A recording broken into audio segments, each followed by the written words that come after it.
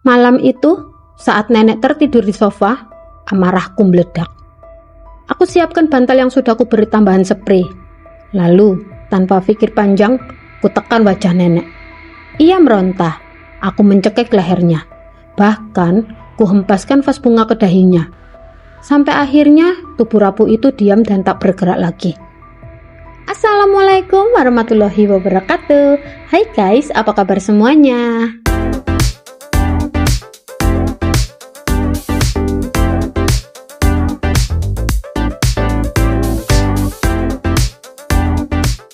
Balik lagi di channel aku, Ruth Fermiati, channel yang akan membahas semua rangkaian kisah nyata dari dunia pertikaian dan pertikaian di seluruh penjuru dunia.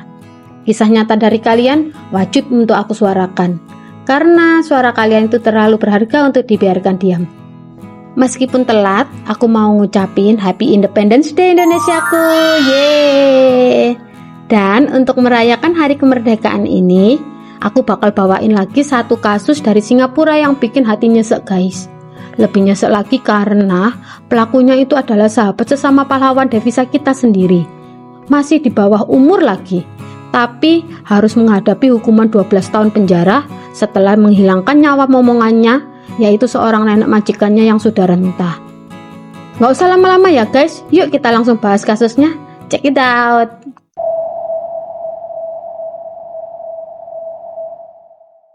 Fitria Depsi Wahyuni, seorang gadis muda yang baru berusia 17 tahun saat peristiwa tragis itu terjadi. Di usia yang masih sangat belia, Fitria sudah menyandang status sebagai janda. Tidak pernah disebutkan secara jelas dalam berita apakah ia berpisah karena perceraian atau karena suaminya meninggal dunia. Namun, dari pernikahan singkat itu, ia memiliki satu putri kecil yang sangat ia cintai. Fitria berasal dari Dusun Kasian RT 004 RW 11 Desa Serut, Kecamatan Panti, Kabupaten Jember, Jawa Timur. Ia lahir dan besar di keluarga sederhana dengan kedua orang tuanya yang sering sakit-sakitan dan bekerja sebagai petani untuk memenuhi kebutuhan sehari-hari. Fitria tinggal bersama kedua adik perempuannya dan seorang kakak perempuan. Hidup dalam kondisi ekonomi pas-pasan sejak kecil membuat dirinya sebagai gadis desa yang tumbuh dalam keterbatasan. Tak kuasa melihat kedua orang tuanya yang terus berjuang mencari nafkah sebagai petani, hati Fitria pun semakin terhimpit. Apalagi ia sendiri sudah memiliki seorang anak kecil yang membutuhkan lebih banyak susu dan kebutuhan sehari-hari. Di tengah kebingungannya, entah bagaimana awalnya ya guys, Fitria kemudian bertemu dengan seorang calo bernama Masuri. Lelaki itu datang membuat sebuah tawaran yang terdengar seperti solusi. Bekerja sebagai pekerja migran di luar negeri dengan harapan ekonomi keluarga bisa lebih terjamin. Awalnya Fitria ragu.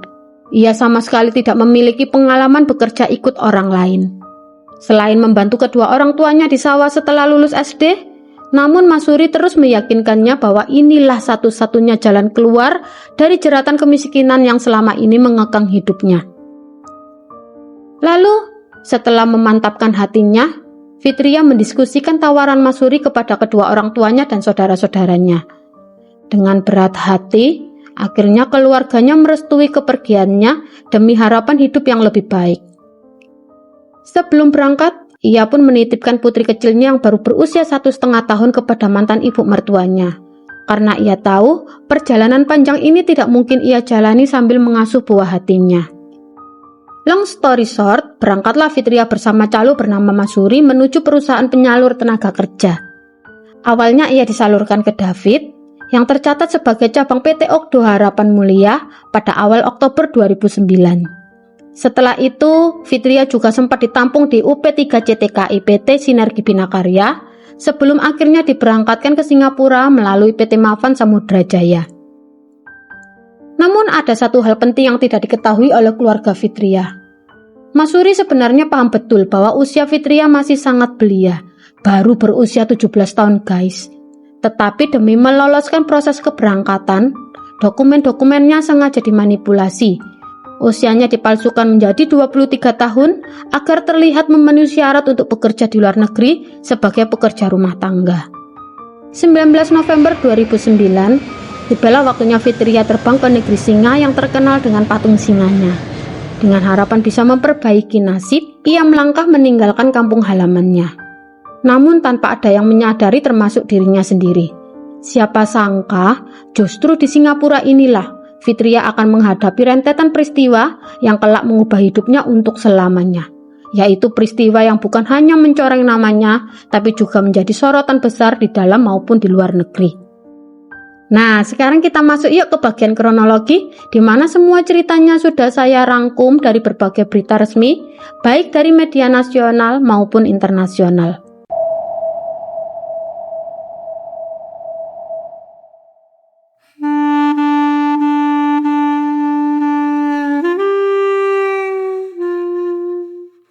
Setelah tiba di Bandara Changi, Fitria dijemput oleh staf agensi. Untuk sementara waktu, ia tinggal di penampungan agensi sambil menunggu majikannya yang akan menjemputnya. Hingga akhirnya pada 21 November 2009, Fitria dijemput oleh seorang perempuan bernama Joy Chan, yaitu cucu dari majikannya. Bersama Joy Chan, ia kemudian dibawa menuju sebuah rumah di Farley Avenue nomor 21, tempat tinggal seorang nenek renta bernama Seng Gek Wah, berusia 87 tahun. Mulai hari itu, Fitria resmi tinggal bersama nenek Gek.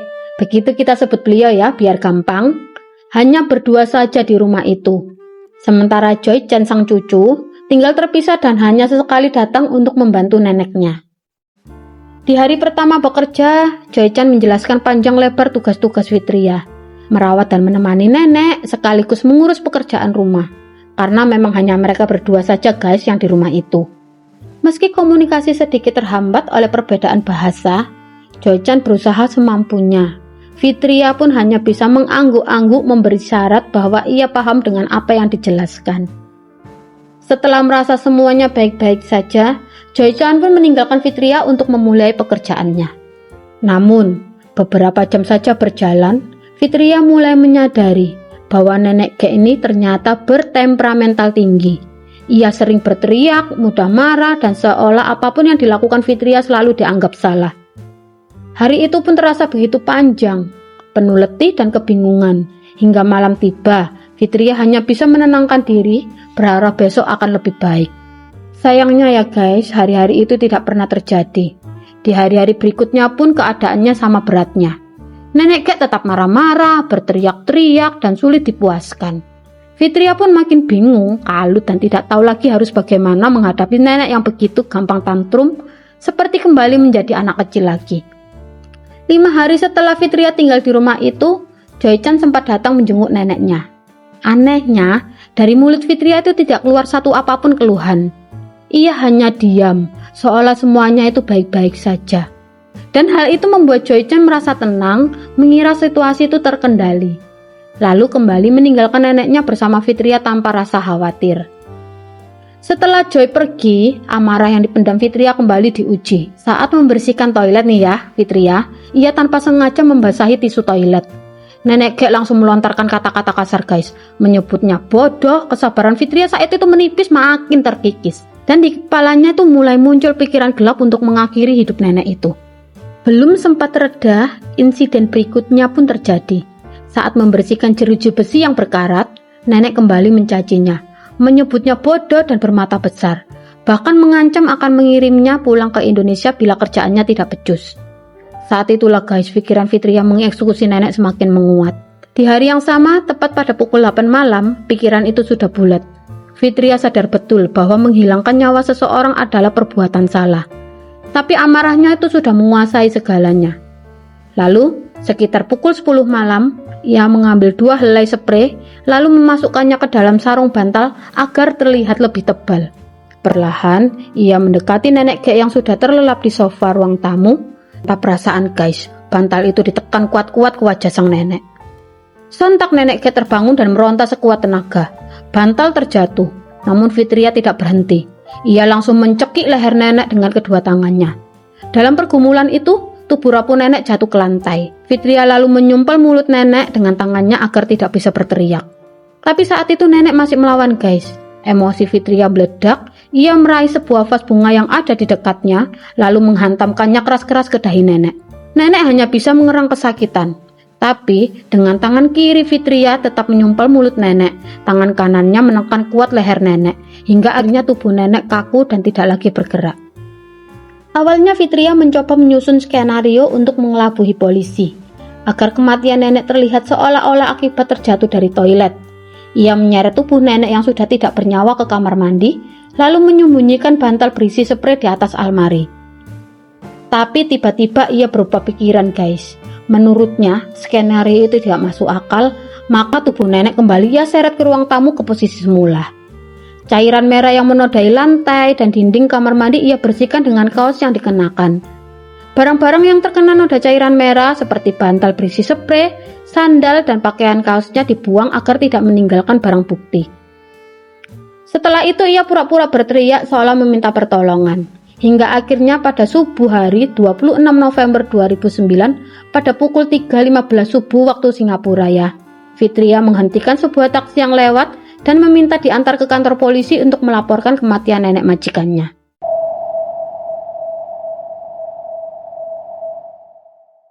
Sesudah Fitria melaporkan kematian nenek Gek di kantor polisi, petugas segera bergerak cepat menuju ke lokasi kejadian.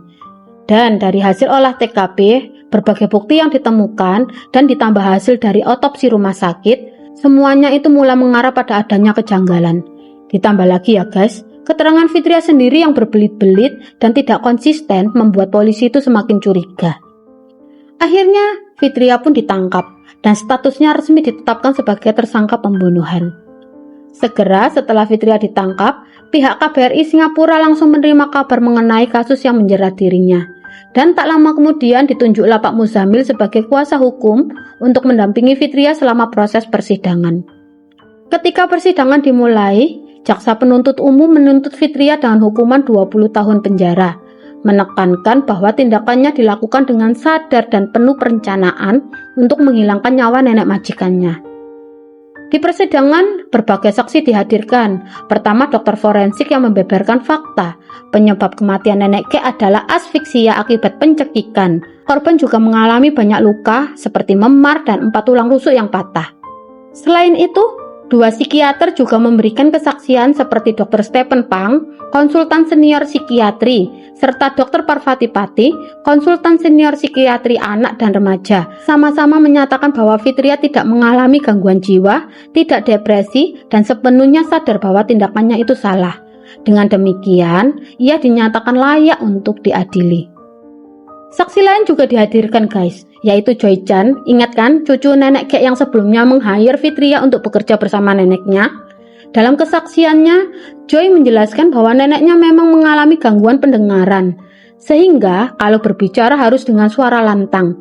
Dan ia mengakui kok kalau neneknya cenderung suka ngomel.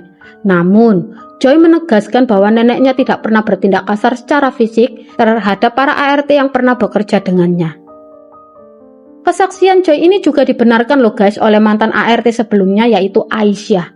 Ia mengatakan bahwa dirinya sering dimarahi dan diomeli, tapi tidak pernah mengalami kekerasan fisik dari nenek Gek.